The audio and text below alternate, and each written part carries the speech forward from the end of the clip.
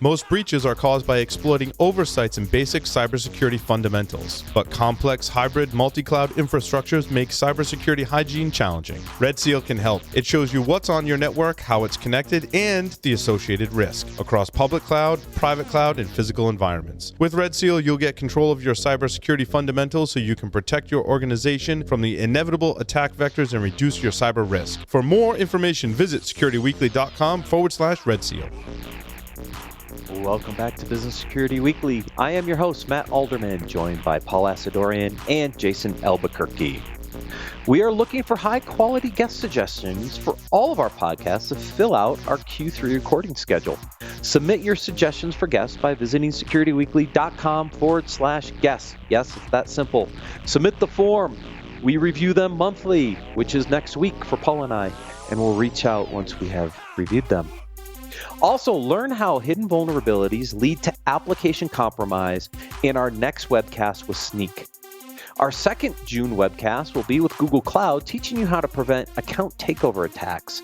Register for our upcoming webcast or virtual trainings by visiting securityweekly.com/webcasts or visit securityweekly.com/on-demand to view all of our previously recorded webcasts and virtual trainings. All right, gentlemen, on to the articles this week. I tried to keep it more CISO themey related since we just had this beautiful security ladder discussion and kind of who the hell wants to be a CISO anyway, right? Exactly. Exactly right. So why not start with challenges of a new CISO the first year? No, I like this article. I mean, it was good because it went into number one. You walk in the door as a brand new CISO. Obviously, you have to go in and assess the organization, learn the organization, start looking at the maturity level of where you're at as a program. But then it really says, it gets into the fact of, hey, what do you do once you have your first few months, quarter under your belt? How do you build that solid strategy to show that that you're adding business value, right? Right. Yeah. I mean, you've done all this assessment. You built your plan. Now you have to put this plan into action. You have to, one, convince the executives to allow you to put your plan in place, right, Jason? Then, as you're starting to put it in place, you better start understanding the positive results coming out of that so you can prove your business value back up to the business line. Yeah, 100%. I love the fact that it stresses relationships are one of the most important things you can build, right? It has a statement in there that says, not building a relationship can be one of the biggest mistakes you make as a CISO walking in the door. Because again, depending on why you're being brought in, maybe you're the first CISO the organization's ever had. Maybe you're there as a change agent and they really want to mature.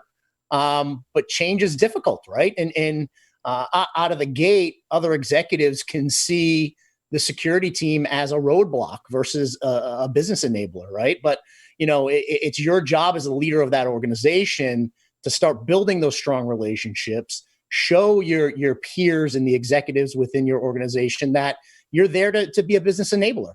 You're there to help the business progress, not necessarily to be a cost center. I mean, the folks who've listened to the show and you guys know, one of my biggest pet peeves is being a cost center.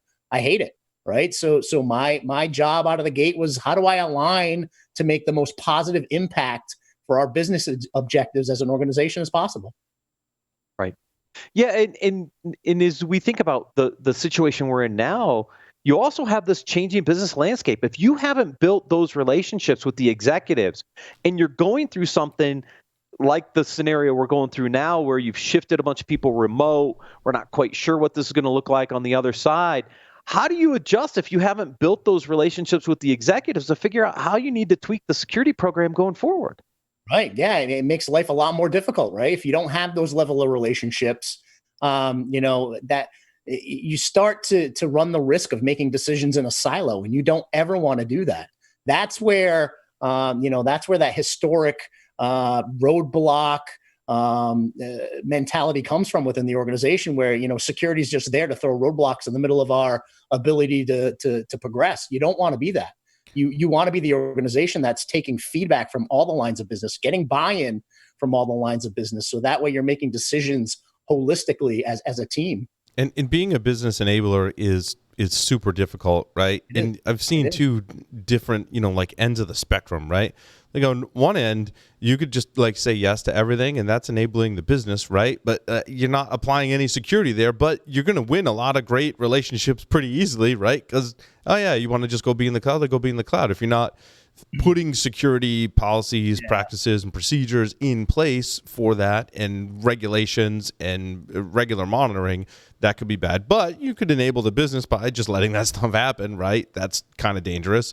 On the flip side, you could put up too many roadblocks, right? And I think it's kind of obvious, right? The balance is somewhere in between and very specific to every different little situation and technology deployment and different group, and then that changes over time as well, right? So I think that's one thing that certainly makes the CISO's job very challenging. God, yeah. I mean, it's the balance, Paul, to your point, right? I mean, being the department of no is obviously where we don't want to be, but being the department of always yes is definitely not where we want to be either. I mean, that's teetering on negligent.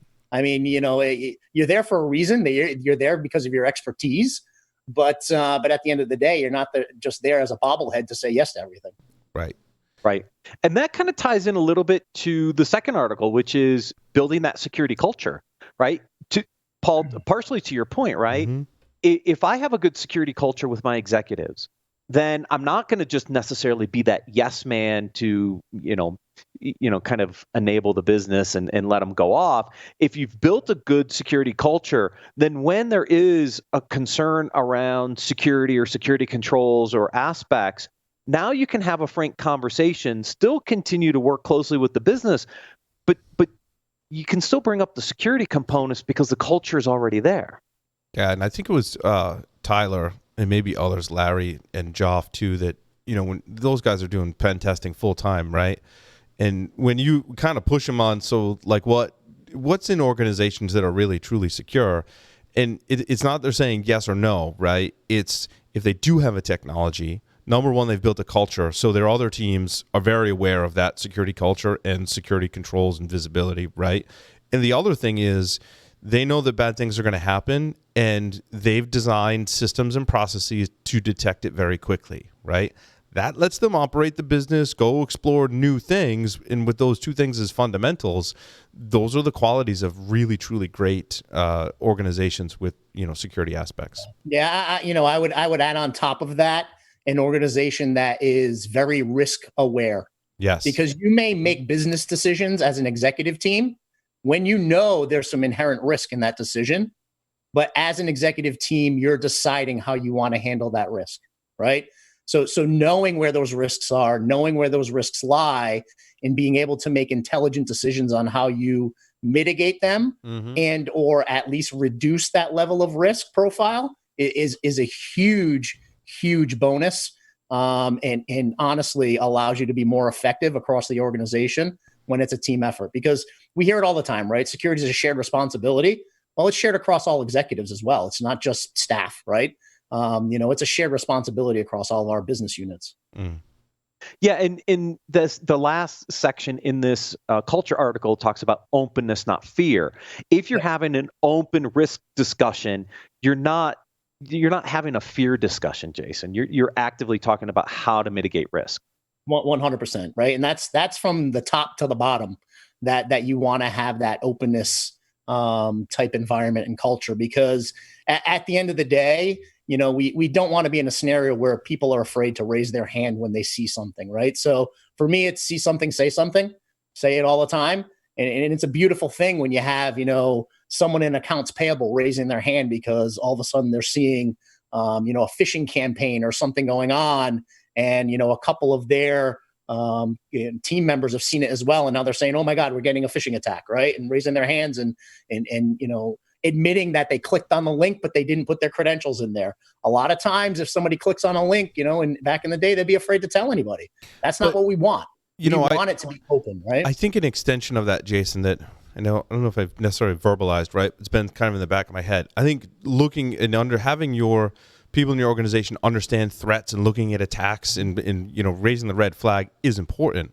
But what I also want, and I think in certain aspects, I was doing this at the university, is when you see a vulnerable situation to bring that to people's attention, right? Sure. If you're logging into this new system that someone built in a different department and it doesn't have two-factor authentication, or Exactly. the network guys are like, yeah, we got these switches and it's running telnet, like what, and we know that's not good. What's the best way to being able to come to the security people and say, we know this isn't good, like help us fix it, right? Being the department that helps, but you can only really truly get there if it's an open discussion, like you said, Jason. We're going, yeah, I have to telnet into the system or log into the system without two-factor, and I don't think this is right? That's I mean, true Paul, culture. to your point, you want to know what a beautiful conversation is?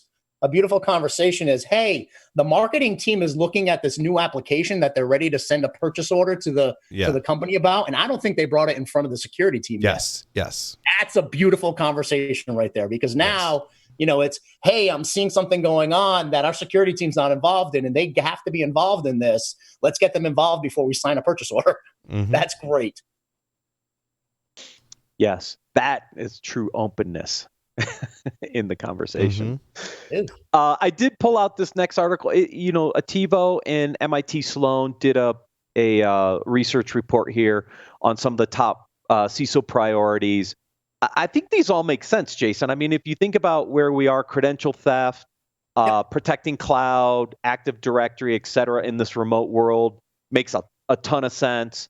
I thought the executives that are prioritizing security investments that help fight disruption and ensure compliance, people, I guess they're still spending money on compliance in these disruptive days. I guess by the numbers in this report or article, sure, yeah. Well, I mean, compliance is going to be part of a security program regardless, right? And also we have a whole show on that, which is great. Yes, agreed. But when I think about the current top priorities right now, I got to think about how to prevent account takeovers and how to protect my remote workforce. Ransomware was the other one that was listed here, right? Those are the things that are like top of mind. I'm kind of putting compliance to the side just for a little bit. I mean, yeah, the regulators are going to come back and bug me one of these days as soon as they're allowed to get back out in the environment. But I think you got a little more runway on compliance right now. Well, and I mean, Matt, apps users data, right, is really, it's kind of a testament to that, right? It's really users and data, right? Well, you and I dug into the data. Great. I can't wait to share with our listeners some of the things we saw. But on the identity front, super important, right? I mean, just in all aspects of just account misuse and abuse in any kind of vertical within security. I mean, that's where the pen testers are having great success. That's where we're seeing a lot of account takeover, password spraying. On the basically the product security side too, we get that webinar coming up with Google Cloud Security that will address that issue. I think in a very, very smart way. We talk about machine learning, right, and using solutions that have machine learning. But as we've said on the shows before, machine learning is only good based on the data that you give it. And Google's got a lot of great data that they're feeding through these algorithms and have a lot of experience. So identifying solutions like that, getting them implemented quickly, especially with everyone working from home, is key. Yeah, in our interview for next week on this show, we're actually going to talk about where we're seeing some of those shifts and priorities for investment, and identity is one that's on that list. I don't want to give away too much, but we're going to talk through some of that next week because we are starting to see some shift in where do you prioritize in this new environment, and identity is definitely towards the top of the list for sure. 100%. Let's see, some communication articles. Let's see how cybersecurity leaders can chart the seas of business communication.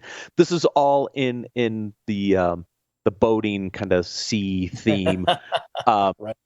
Set your sails, craft your message, no sailing without a mast, and align with the organizational wins. But I thought there were some good tidbits in here just to help people really craft their message and make sure it's aligning to where the organization's going. I think the biggest challenge right now is there's a lot of shift going on.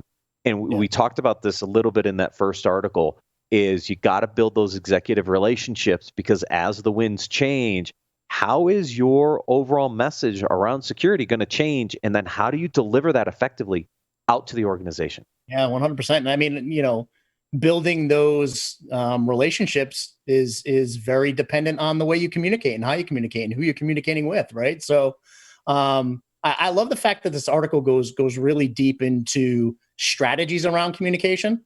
Number one, make sure that you're identifying the goal of your message, right? Why am I reaching out? Start with the why. We've talked about that on the show a lot, right? Talk about the why you're actually reaching out, but then really think about the format that you're delivering the message in, who you're actually communicating to. And there's one section in here, they have the acronym MAST, right? It's what medium you're delivering the message on, but then allies. In many instances, when you're trying to make strategic change, you have to build some allies around the organization so you can get that sea of support, right? Sticking with the theme, that sea of support within your organization. So that way you get the traction to make certain things happen. So building some allies up front is extremely important. And then where you're delivering it. I mean, I know we're all remote now, but when things start to get a little bit more normal, there's a big difference between delivering a message over a phone, delivering a message via email, via video chat, and in person, right? The right time, the right place. So you really got to think about where you're delivering the message as well. There's certain messages you don't want to deliver during a team meeting. You may want to be delivering it in person on the side. Right. Agreed. Yeah. Yeah. No, great points. Yeah. Jason. Yeah. Yeah. I think the whole mass concept was great to really align the different components to think about how to deliver that message. And like you said, we're all remote right now. You might be doing it on a Zoom call like this, for example, and you better know that that's how it's getting distributed to the masses, so that you're prepared. Yeah. And sure. Another piece to that I'd like to add is know your audience. Some folks prefer a certain method of communication versus others. So know who you're delivering it to, and really align to how the audience likes to consume their information. Yeah, definitely. This next article, we all know this. Cybersecurity is a global threat. This is actually from Task Force 7 Radio, and he interviews a number of people. I listened to the first two segments. I'm going to warn you now. This is like an hour and a half recording. So the first one, I enjoyed the first one, the first interview segment, because it talks a lot about DHS and cyber insurance and what they were trying to learn and understand to help the private sector invest in security. And he has some great insights on cyber vigilance, the role of the chief risk officer, the chief information security officer, and the head of HR. Yes, HR, because people are part of the challenge here. Some great insights in that first interview segment. The second one goes into a lot of discussions about the board. So you have Sheeman Bo, I think, talks about the different boards she sits on and the importance of cybersecurity at the board. Those two I thought were really interesting conversations for people who are trying to get a little more understanding about, some of the things public and private sector are trying to do from a security perspective, but also what's the board think? Right. Yeah, no, I really enjoyed the first one, right? Where he really talked about, being part of the DHS, working for the DHS, and realizing very quickly that, they really didn't have much power over the private sector, right? To influence and make changes. And I thought it was very innovative that they decided to leverage, cybersecurity insurance to create incentives, right? I mean, that's pretty much, the position they were at, the outcome they were looking for. They were looking to make change, make the private sector focus a little bit more on their cybersecurity posture. And I think they took the right direction, right? Is look to where the private sector would get a level of incentive, and that's with the insurance companies, right? Yep.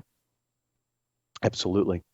Yeah, I don't know if you listened to the board discussion, but I thought it was very interesting on the board's take on where things are from a cybersecurity perspective. You're starting to see more and more alignment with security at the board level. Talked about the risk committee and some of the other components. And anybody who's moving up into the executive leadership, getting, truly want to get to that CISO role, understanding what are the expectations at the board level when you get up there? No, I enjoyed it as well. Right, it was a little bit slower than the first interview, but for me it was great and shows that we're moving in the right direction when it comes to board of directors. The fact that they, as a board member, she's admitting that boards are becoming more multifaceted. They're talking about risk tolerance and risk strategies and legal risks and expecting their CISO to come in and have legal discussions and really talk about overall and they coined it cyber resilience, but I think of it more of business resilience at this point. Right? I agree. I think more and more the cybersecurity aspect plays into business continuity and business resilience 100%. more and more every day as more things go digital. I'm continually surprised as to how things like social media and tracking and those threat feeds can play into during the riots is one of my branches, one of my offices at risk or my employees at risk, right down to what we saw with Zoom and how important that whole security discussion was with how secure is my chat software now, right? How secure is my VPN? And I think really, I hope changed business continuity with the help of the security department, right? To be able to do some preventative measures, but also some detection and visibility that we maybe didn't have when, there was no social media or chat software, right? We have those things today. Yeah. I mean, honestly, Paul, I stopped saying things like cyber resilience. I didn't like the term from the beginning, right? Because it's about business resilience. And I truly believe that security teams and security leaders are positioned probably in one of the best places to handle overall business resilience because, we're having conversations around BCDR plans, and as a CISO, because we want to make sure that our recovery plans are solid if something were to happen, right? Mm-hmm. So really interfacing with those teams and influencing the way BCDR plans are built, tested, and influencing results is huge. Yeah, and with the rise in ransomware, I mean, every organization has to understand that this stuff could impact business operations at a level you've never seen before. Do you have continuity and recovery plans in place to account for a ransomware attack? 100%. And I mean, from every aspect of the continuity plan, right? From standing up new facilities to having everyone go remote, to the way your third parties are interacting with the organization and your partners are interacting with your organization. Security has to be involved. So we're involved in every aspect. That public relations piece too, right? Yes. Someone reports a vulnerability. How do you handle it? That's something the CISO and security team is going to have to assist with. I worked with my marketing team on our COVID-19 response for months and months and months. And to our previous article, who else was right there beside me? The HR leader. Yeah, and that's what he said. HR plays a huge role in this because if we think about the user, the potential insider threat, it's all an HR component. And that's why he says, look, the chief risk officer, the chief information security officer, and the head of HR have to be aligned. Yep. It's a powerhouse trio when it comes to that, honestly. Right. Yeah. And these shifts obviously are going to change the way you think about long-term planning. That's the last article. I mean, if we as security professionals are going to be in a better place to help with business resilience, then we better really understand what the long-term plans for IT are. This last article talks about, some of the things that are going on. Paul Proctor, I've known Paul for a long time at Gartner. He says, look, you need to have some eye on the future, but there's some short-term things that have to be addressed here. This article gets into a few of the different organizational areas that people are looking at. In right now, I guess, this makes sense, right? Everybody's kind of in a survive mode right now, knowing that as things open up, hopefully they can start to thrive. But you've got to start planning out some of these future spends. Where are the shift in spends going to go? What kind of budgets are you going to see? And do we see acceleration in cloud and application and some of the other things that we've been talking about for a long time? Oh, yeah. And one of the things I'll say is with adversity, innovation sometimes, grows and soars at a rapid pace, right? And I mean, we saw an instance here where organizations needed to adapt to a fully remote workforce very, very quickly. So what types of new technologies, platforms, software, whatever the case may be, came out of this in the short term that eventually could be a long-term strategy, right? That all of a sudden business units are saying, wow, this is working for me, right? All of these things I used to do manually, I can now do with automation. RPA, for example, right? Some organizations started to rely heavily on automation. Well, if the security team's not involved in that, that's a blind spot. So we have to start looking at what some of those innovations that came out of necessity are looking like for the long term. When you write the blog post, Jason, can you call it "Going from Surviving to Thriving"? Because it rhymes. But it's true. A lot of things we do in emergency, right? In those kind of, I know there's another kind of saying, right? You got to build something quick to get over the hump. That quickly becomes now something you can use as innovative and use it to thrive moving forward. And it happened a lot in these scenarios. I've had conversations internally where we've helped with innovations, for reasons that the workforce did not have the level of efficiency and success being remote that it had while they were in the office physically, and we had to help them innovate so they could get by that, right? We had to be part of those conversations, but at the end of the day, you never know what type of innovation like that could have been happening in a silo in a corner somewhere. So go out there and leverage those relationships that we're talking about, and have the conversations with the business units and say, hey, listen, what net new technologies have you been putting in play when we went remote? Because getting that level of visibility is going to be important. Yeah, because you may need to put in some new security controls to help protect that new technology you just gave to all your workforce to enable them. That's right. Yeah. Jason, hopefully we'll see you in studio next week. Paul's, needs somebody to smoke a cigar with, I think. Oh, I miss it. Smoking cigars by myself on the show. Yes. Any company. Poor Paul, all by himself. Thank you both for joining me. Thank you, everyone, for watching and listening. We'll see you next week on Business Security Weekly.